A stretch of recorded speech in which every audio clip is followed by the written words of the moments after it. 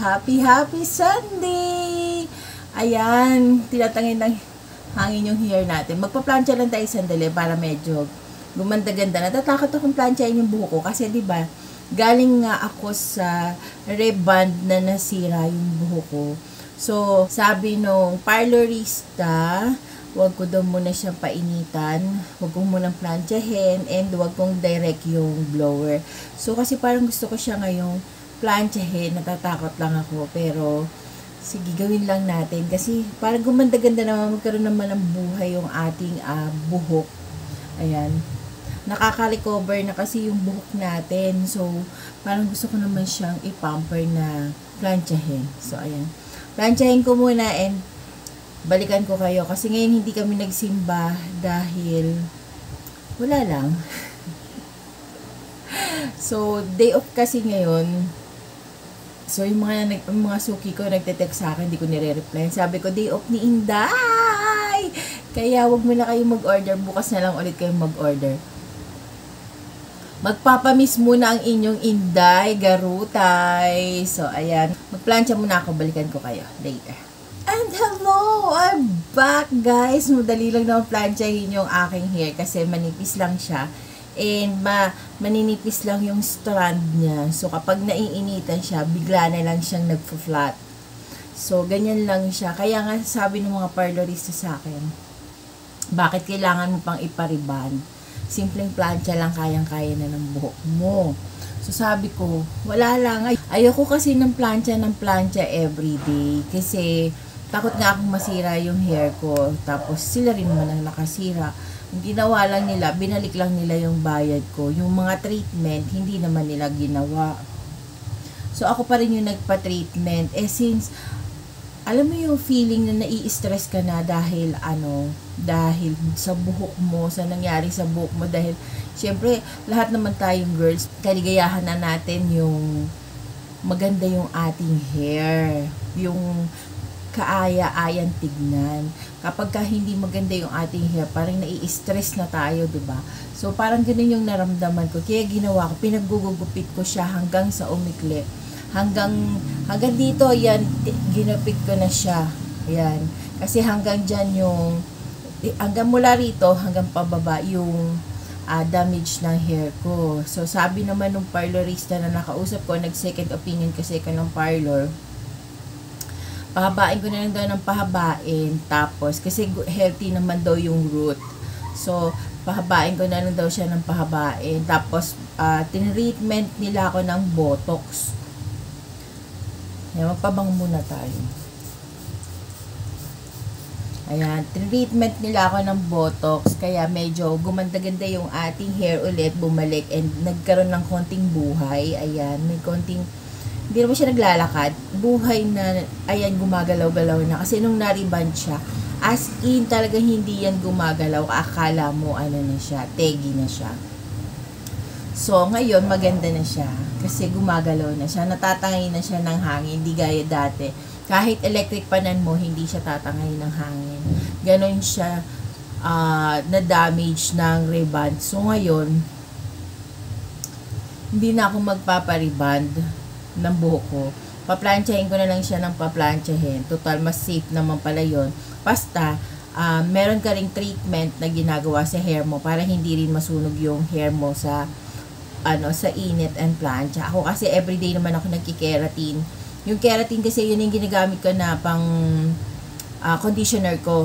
Hindi na ako gumagamit ng ibang conditioner. Yun na lang kasi mas maganda siya sa akin kumpara dun sa sa mga branded na conditioner. Kasi yung branded na conditioner na ginagamit ko, nagkakaroon ako palagi ng balakubak. Nung gumamit ako ng keratin, hindi na siya nagbabalakubak sa akin. And maganda naman yun, tsaka mabilis siyang magpatubo ng hair, mabilis siyang humaba. Kaya, maganda sa akin yung keratin. Dati kasi branded yung ginagamit ko. Habang tumatagal, paunti ng paunti yung laman ng sachet, ayoko na siyang gamitin. Kasi, ang pamahal ng pamahal, paunti ng paunti, sabi nila dagdag 10% daw ang laman ng sachet, pero 10% na pabawas yung yung laman. So kaya naghanap na lang ako ng ibang alternative na maganda, and may nakuha naman akong maganda. Ayan. Comment kayo guys. Comment lang kayo guys kung gusto niyo malaman kung ano yung keratin na ginagamit ko. Ayan, willing akong ipakita sa inyo kahit hindi ako endorsement nun. Ayan, isasama ko siya sa next vlog ko kapag nag-comment kayo kung anong keratin yung ginagamit ko sa hair ko ngayon. So, ayan, yung mga nagpariband na nawawala ng pag-asa dahil grabe talaga yung nangyari sa buko, durog na durog. Sabi ng parlorista, anong ginawa sa'yo? Parang may galit yung gumawa sa'yo nito, durog na durog yung buhok mo. Naiiyak na ako nung time na yun, pero sabi ko hindi, kailangan ko siyang gawa ng paraan. Ayan, naging maganda naman na siya. Maganda yung resulta niya ngayon. Ayan, nakita niyo naman, diba? Blandina ang tita niya. Blandina na, namumuti na naman ang hair. Kakakulay lang natin, namumuti na naman ang hair. Pero talagang ganyan. Talagang ganyan yung lahi namin. Si Christian nga eh. Nasa 1820s pa lang, college pa lang yan, mapuputi ng buhok niya. Pero maganda sa kanya kasi, parang highlights. Kasi sa akin, nasa puno lahat ng white hair ko. Kaya hindi po pwedeng hindi ko siya kulayan dahil magmumukha akong ermitanyo. Gusto niyo yan, ermitanyo? So, ayan, kaya ganyan ang ating buhok. Magmukha man na tayong baby face. Diba? Nagtatanong nga sila sa akin, ano yung edad mo na ate? Sabi ko, bakit? Sabi ko, kasi mukha daw akong bata. Charorot, may dede pa? So, ayan. Ngayon naman ang ating aktibidades. Ayan, ang ating activity for today's video. Ayan, pupunta lang tayo ng mall and mag-grocery. Kasi nga, wala na kaming mantika at saka kailangan ko rin bumili ng mga gamit ko para pantinda ulit bukas. Bukas naman, ayan, bukas naman mamalengke naman tayo kasi medyo naubusan na tayo ng kikiam, fishball, yung mga tusok-tusok natin and kwek-kwek. So, medyo malakas yung ating mga mga kwek-kwek natin at saka mga fishball, yan. Medyo kilala na kasi ko dito sa amin na nagtitinda ng merienda. Pag tinawag mo, sinabi mo, yung nagtitinda ng merienda, ayan, alam na nila na dito sila pupunta. Mga dumadaan muna sila, gulaman. Sabi niya, ate, ang sarap ng gulaman nyo. Pero in fairness, nauubos ang gulaman ko everyday. Kahit na tag-ulan, talagang nauubos ang gulaman ko. Kung halimbawa mayroon man akong natitira, inuubos pa rin ni Christian yun. Kasi paborito niya yung gulaman. Tsaka in fairness masarap talaga yung gulaman. Para siyang gulaman ng sikat na Siomai House. Ayoko sabihin! Ay, hindi naman tayo bayad. So, yun, ganon. Masarap siya, I promise. Ayan. So, punta kayo dito sa amin, bili kayo ng mga merienda, tsaka gulaman. Ayan, yung mga vloggers dyan, ayan. Hindi dinudumog, pero, yun? Hindi dinudumog, hindi pinipilahan, pero masarap. Yes! Excuse me. Dinudumog ako. Hindi lang ganun kadami kagaya ng kay Diwata, ayan, na talagang pinipilahan. Ako naman, nagpupunta yung mga tao dito, mga bandang mga 5 na hanggang 6 yan. Ang dami kong mga customer, mga suki ko, yan, dumarating sila. Ganong oras kasi hindi sila lumalabas na maaga dahil nga mainit. Pero open naman ako ng 2:00 na ng hapon. So, minsan may mga dumadaan, yan, bumibili na sila ng mga 3, ganon. Pero ang mga suki ko talaga, dumarating sila ng mga 4:30, 5, gano'n hanggang 6. Kasi hanggang 6 lang naman ako nagtitinda. Nag-extend lang ako kapag kami mga customer pa ako na bumibili na kailangan kong paglutuan pa ng mga food. Tapos minsan nagsasabay-sabay yung nagbibili ng merienda, tapos bumibili ng silog. Syempre, ang lola nyo, 'di ba? Isa lang ang katawan. So sabi ko, mag-intay ka. Willing to wait ka ba? Tatapusin ko lang 'to. Sabi nila, oo. Tapos yung iba, nag-o-order ng shake. Di mo, bongga-bongga. Pagkatapos mo magluto, mainitan, lalamigin ka. Kasi magtitinda ka ng shake, mag-shake ka. Magka-crush ka pa ng ice. Di ba? Bongga-bongga. Kasi minsan si Dong, nagpa-practice na kasi siya ng mga AutoCAD niya, mga 3D Max, SketchUp. para handa na siya ulit. Kasi plano namin, kukuha na ulit kami ng mga project online para sa kanya. Pero lang, medyo hindi lang siya kagaya nung dati na kumukuha kami ng full package. Ngayon, ang kukunin lang namin, yung pang-design lang niya. O, diba? Kumikita na si Dong, bumabalik na naman yung kanyang kanyang will na makapagtrabaho ulit, mga ganon. So, ayan, na siya eh. Medyo nagre-refresh lang siya ng mga niya. Buti nga hindi nawala yung kanyang memory sa pagtatrabaho, sa pagdodrawing, kasi pinaghirapan niya talaga yung pagdodrawing niya talaga. Kaya naiyan talaga yung parang bread and butter niya, na kahit matanda na siya, kahit na kaya niyang mag-drawing. So yan, naghahanap-hanap kami ngayon ng mga project, mga remote project, kasi hindi ko pa siya ina-allowed na papasok-pasok yung pupunta-punta ng office, magsa-site-site, hindi muna. Kasi masyadong risky, mapapagod siya ng husto. So, yung mga light, very, very light lang na mga work, mga interior designing lang muna siya.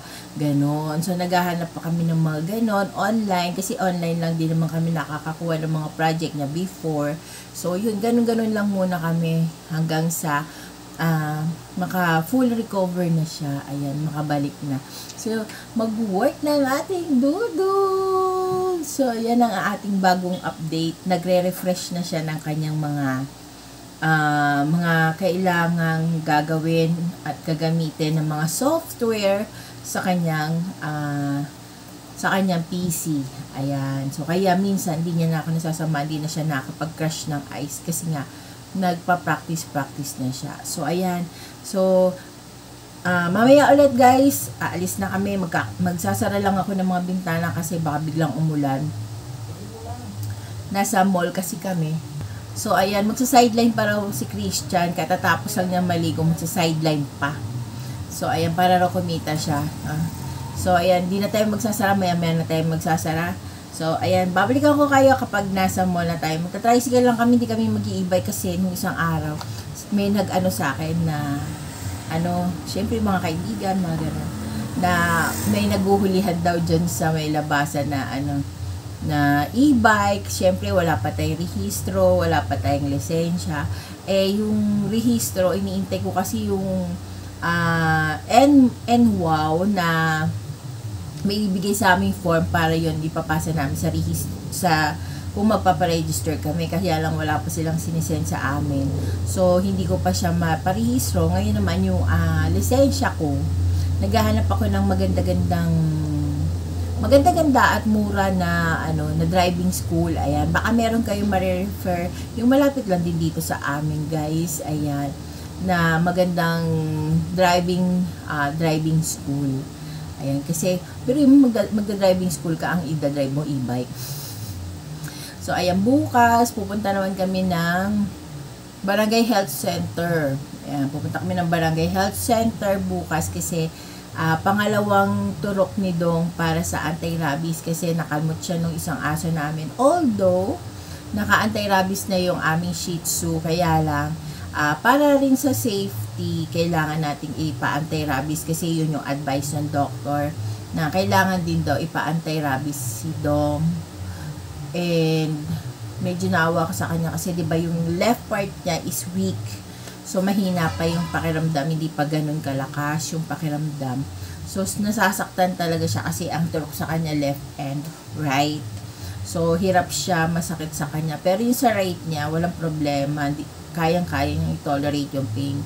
Yung isa lang talaga yung hindi. And then yung iba, yung mga bata, talagang nakakagat sila ng aso. Sa face sila ini-injectionan. Ewan ko kung bakit dun sa face. Ang sakit-sakit nun, no? Tagyawat nga lang na tumubo. Ang sakit-sakit na, i-injectionan pa yung face mo. Kawawa yung mga bata kapag ini-injectionan ng anti-rabies. So, ayan. So, ayan. See you later, guys. Ang tagdala ng lola nyo. Sige. See you later. Mamaya ulit pag nasa mall na tayo. Mag-grocery lang muna tayo and kakain na tayo ng lunch. So, yung dinner naman, baka magluluto ako or baka magpakain na rin ng dinner. So, ayan. See you later, guys. Ayo, OMG ulit. Mapping. Ayan. Tayong chocolate mousse, coleslaw, iced tea. Ayan. Macaroni, white rice. Ayan. Kakain na si Tudong. At si Christian. Happy birthday, Chan. So, tara, let's eat. Guys. Hala ko, mag-ikot. Hi, guys. I'm back. Ayan, hindi ko na napakita sa inyo yung mall kanina kasi nagmamadali na kami dahil nagkawalaan pa kami. Si Dong nawawala pa kanina. And, buti na lang nakauwi na kami kasi, ayan, umuulan na, pakita ko sa inyo. Ayan, ang laki ng dilim. Kita niyo yan? Kita niyo? Ayan, kumikidlat-kidlat pa. Ayan. Pumapatak na siya. Ayan, basa na yung kalsada. Yung ating bubong. At ayan, pumapasok na dito. So, yan. Buti na lang nakauwi na kami. Thank you, Lord. Hindi mo kami hinayaang mabasa. Ayan, nag-grab na kami. Kasi maulan na, umaambon na. Na nga, guys. Kaya kami umuwi na. Ayan, andito tayo sa kwarto to ni Christian. Nandito tayo sa bintana niya. Ayan, yung kwarto niya medyo magulo. Ayan. So, ayan, andito tayo. Ito yung ating view dito sa kaliwang side. Ayan, nakapambahay na rin tayo. Ayan, medyo maulan-ulan na. Pero, ang hangin dito kayo sa kwarto ni Christian. Alam mo, binigyan tayo ng guard ng mangga. Pakita ko sa inyo. Tara, let's go. Kasing busy si Christian. Nagpapasok siya ng mga pinamili namin sa loob ng CR. Supply yan ng isang 15 days. Ayan, yung kwarto niya yan, diretso. Ito yung kwarto namin. So, 15 days supplies yan. Nilalagay niya na dyan. Tapos, kita mo mainit, pero umuulan. Oh, ito yung likodan namin. Mainit, pero umuulan.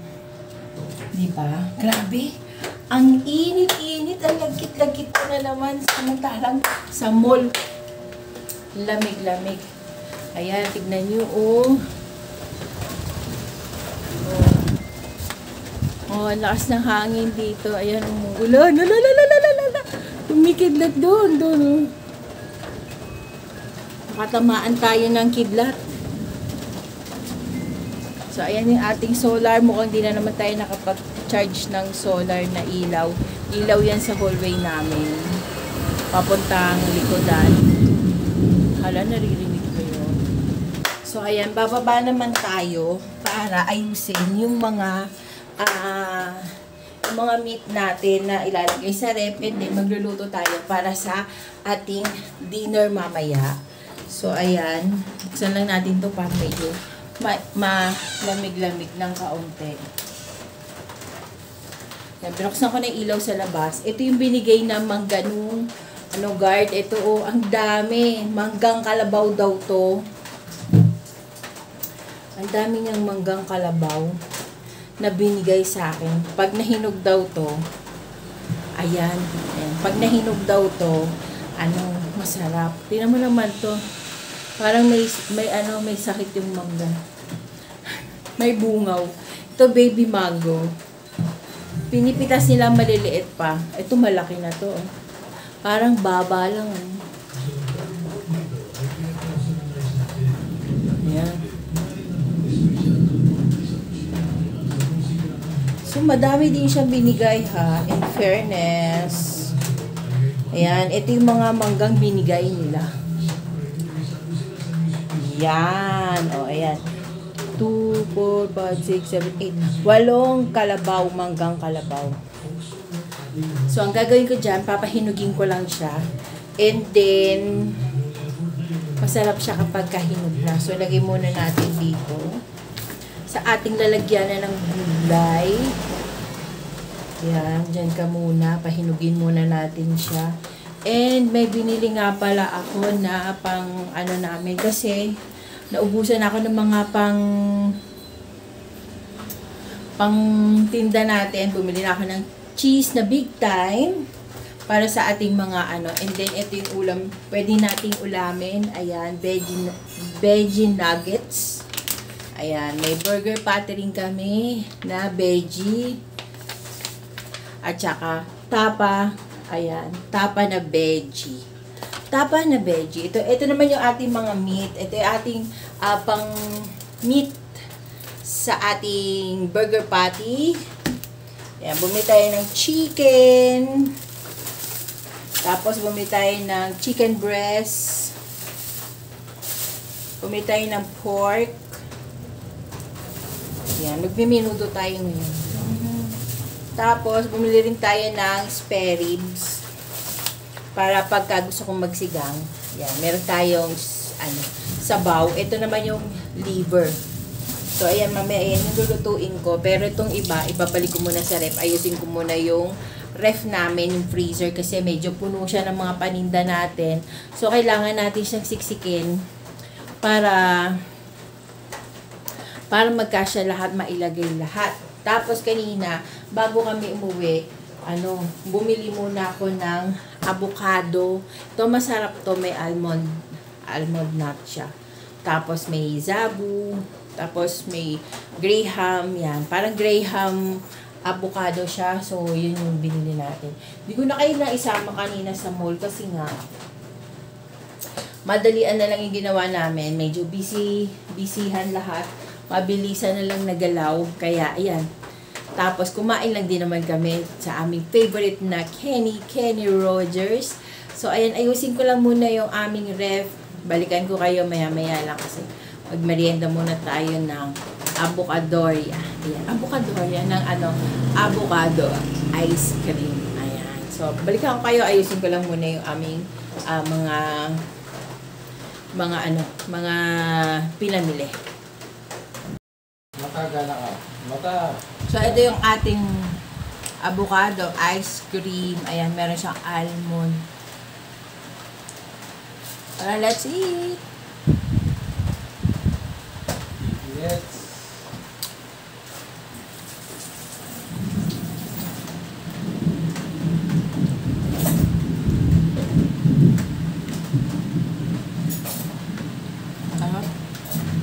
Sakto sa mainit na panahon. Pero umuulan-ulan na. Ayan, inaata-atada na ni Christian ang aming fries. Bebenta namin yan. Ganyan kami ito yung brand ng aming.